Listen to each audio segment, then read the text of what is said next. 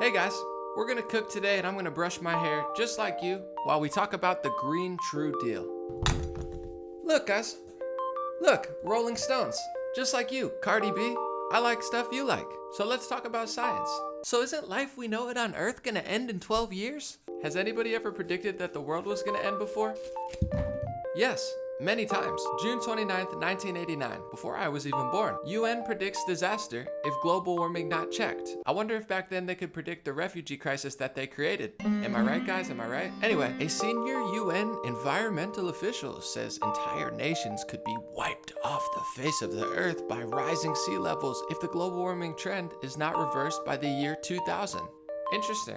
Al Gore, not too long ago, said, new computer modeling suggests there is a 75% chance of the entire polar ice cap melting during the summertime by 2014. Was it the same polls or computer modeling that predicted the 2016 election? Are the wealthy elites that push climate change moving away from certain coasts? You can figure out that one yourself. The very popular Bernie Sanders also talked about the ozone layer decades ago.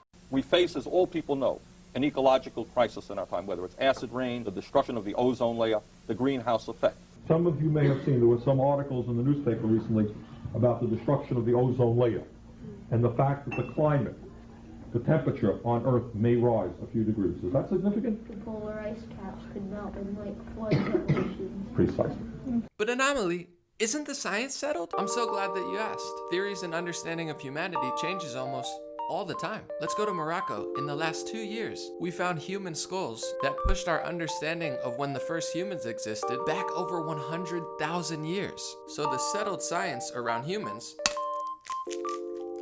changed quite a bit overnight. It's pretty cool how science doesn't really settle. What about our understanding of the universe? Is that settled?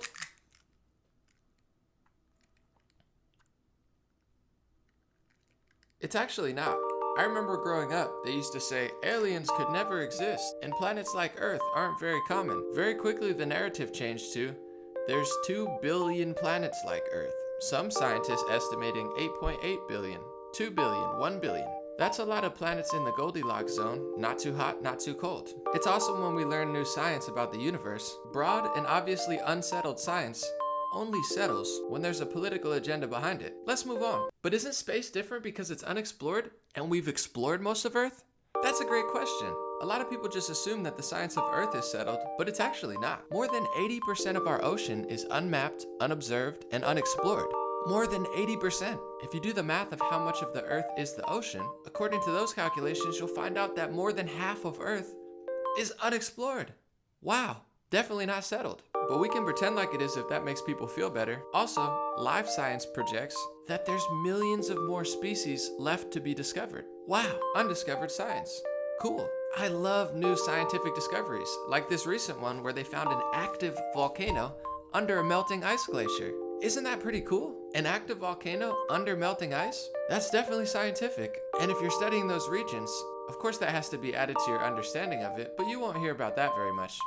But the ice, it's rapidly melting, right? And the sea levels are gonna be huge. I'm really glad you asked. By the way, this is organic, like the brands you like. Actually, no, it's not. Here's a map from a few months ago from the climate team at NASA. The headline reads, Antarctica contribution to sea level rise was mitigated by snowfall. But Anomaly, isn't the science settled? Actually, another no. From the article, snowfall is very difficult to measure over Antarctica. For starters, there are very few weather stations in the frozen continent, and most of them are installed along the coastline. Secondly, satellites have a hard time measuring snow from space. They basically confuse the snow that's falling down with the snow that's already on the ground.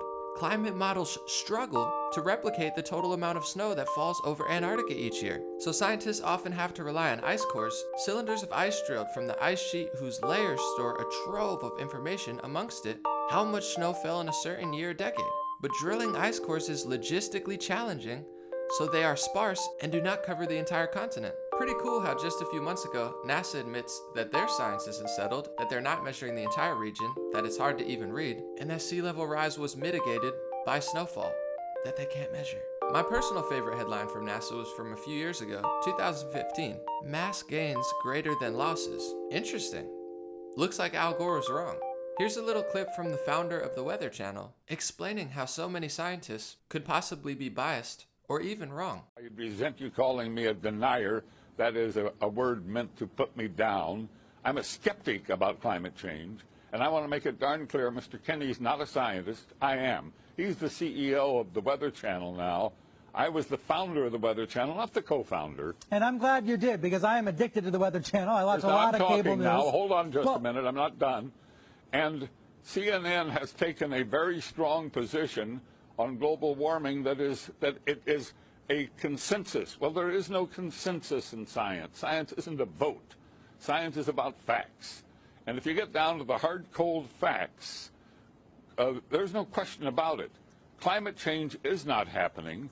There is no significant man-made global warming now. There hasn't been any in the past, and there's no reason to expect any in the future. There's a whole lot of baloney. 97% of climate scientists agree. Do you think they're making it up? What I don't understand is how you square that. Well, that's a manipulated figure, and let me explain it to you. The government puts out about $2.5 billion directly for climate research every year. It only gives that money to scientists who will produce scientific results that support the global warming hypothesis of the Democrat Party position.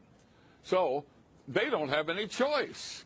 If you're going to get the money, you got to support their position. Therefore, 97% of the scientific reports published support global warming.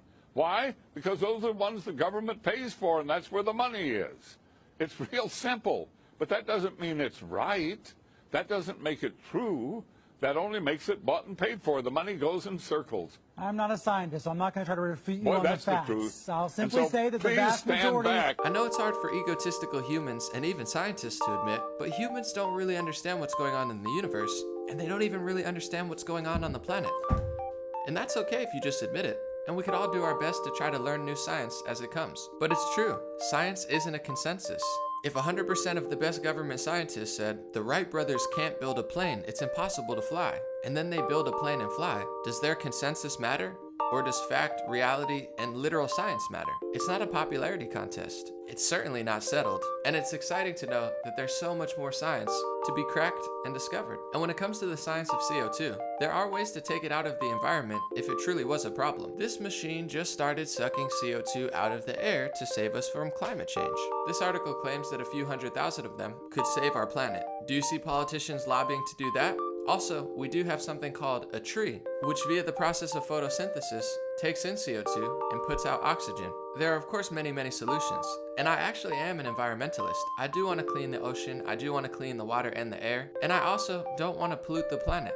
But if you're not honest about the science, if you lie and have an agenda, if you don't care about the economy, if you don't understand basic math and science, if you make government bigger and bigger and bigger and bigger, and take power, money, freedom, and personal liberties away from the citizens, it could truly end in disaster, or as some would say, the end of the world. So that's my green true deal. It's not much, but it's just something I thought of. You know, cooking, brushing, listening to music, just like you. Thanks for watching. Follow me on Instagram at DreamRare, support my channel, and understand that I too put hot sauce on everything. Have a good day. Wow, that's crazy. I guess I never thought of it that way. Well, I guess it's true. At any time, a volcano could erupt and destroy every human civilization on the planet. And we definitely can't control the sun. I mean, it heats the entire planet and it's so far away and it's so hot and we literally don't control it at all, I guess. So I guess science isn't settled? What? This is crazy.